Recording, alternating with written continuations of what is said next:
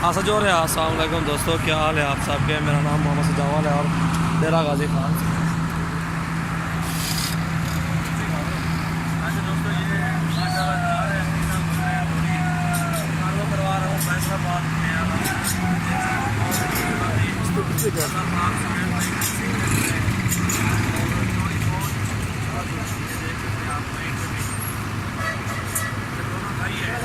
जहाँ पे जाते हैं एक साथ माशाल्लाह। ये कार्गो का तरीक़ाकार ये होता है। सही नहीं।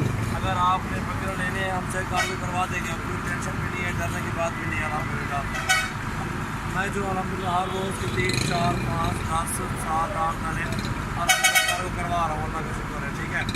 और ये फैसलाबाद की गाड़ी जा रही है अल्हम्दुलिल्लाह। ये लारी होता है हमारा डेरा गाजी खान, और डेरा गाजी खान के साथ ही मेरे 10 मिनट का सफ़र है मेरे घर का अल्हम्दुलिल्लाह। ठीक है, चलिए सजे चलिए।